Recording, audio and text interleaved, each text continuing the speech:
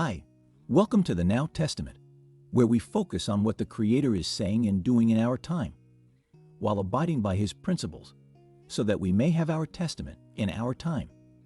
Today, we want to encourage our fellow believers in the Messiah to walk as children of light and not to return to a life that was made up of the fruitless deeds of darkness. Instead, we should now take the position where we reprove and expose those secret and shameful deeds that are done by others, so that they themselves can be transformed by the blood of the Messiah, in order to flee the wrath of the Creator of heaven and earth, who will surely judge all deeds, whether they be good or evil. In Ephesians chapter 4, verses 20 to 24, it emphasizes certain aspects of this, where it states, "But ye have not so learned Christ, if so be that ye have heard him, and have been taught by him, as the truth is in Jesus, that ye put off, concerning the former conversation, the old man, which is corrupt according to the deceitful lusts, and be renewed in the spirit of your mind, and that ye put on the new man, which after the Creator of heaven and earth is created in righteousness and true holiness." It is clear that the old man represents our former life without the Messiah, that was very nasty, subjected to the laws of sin and death and under total control by Lucifer himself, the god of this world. The former life had the following nasty deeds manifested in us: lying, stealing, adultery, fornication, uncleanness, lasciviousness, idolatry, witchcraft, hatred, variance, covetousness, emulations, wrath, strife, seditions, heresies, envyings, murders, drunkenness, revelings, and so on. In the Holy Scriptures, it warns us explicitly that those who do these things will not inherit the kingdom of the Creator of heaven and earth. Likewise, in 2 Peter chapter 2, verses 20 to 22, it states that, "For if after they have escaped the pollutions of the world, through the knowledge of the Lord and Savior Jesus Christ, they are again entangled therein and overcome, the latter end is worse with them than the beginning. For it had been better for them not to have known the way of righteousness, than after they have known it, to turn from the holy commandment delivered unto them. But it is happened unto them according to the true proverb, the dog is turned to his own vomit again, and the sow that was washed to her wallowing in the mire." Wow! Take your time and process what was said. Going back to the old life is like a dog returning to eating its own vomit.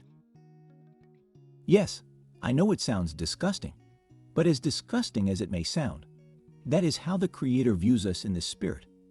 When we return to the old ways that the blood of His Holy Son has washed us and cleansed us from, seeing therefore that we are now washed in the blood of the Lamb and have put on the new man, let us be followers of the Creator of heaven and earth as dear children.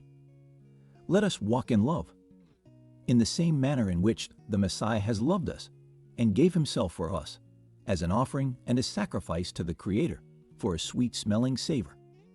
Let us put away lying to our brothers and sisters in the Messiah and speak only the truth to each other. If we are angry, let it not cause us to be sinful.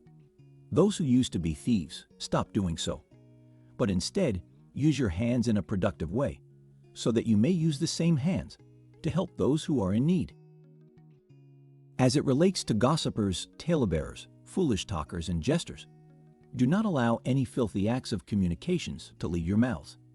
Instead, allow the words coming from your mouth to be of such that it can edify someone and minister grace to those who are hearing you, such as the giving of thanks to the Creator of heaven and earth.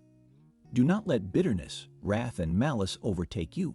Instead, be kind to each other, tender-hearted, forgiving one another, just as the Creator for the sake of the Messiah has forgiven us.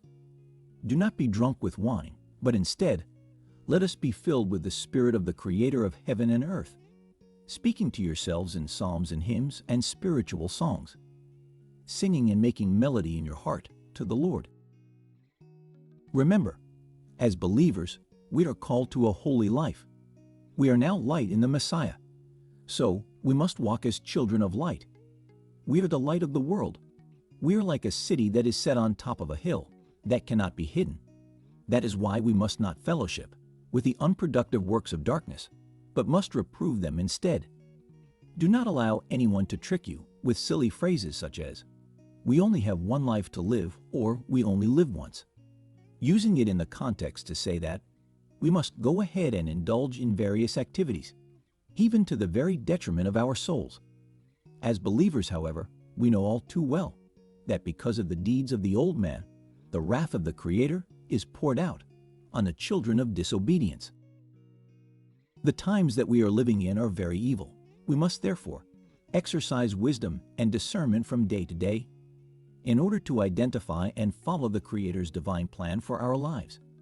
In closing, consider the following verse that is taken from Galatians chapter 5, verse 1, which states, "Stand fast, therefore, in the liberty wherewith Christ hath made us free, and be not entangled again with the yoke of bondage. Seeing that the Son of the Creator has made us free, let us bask in this freedom and continue to bear the lovely fruits of righteousness."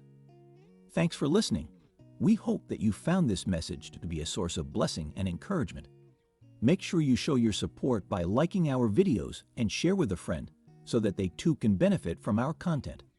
We look forward to you joining us next time and wish for you a blessed day.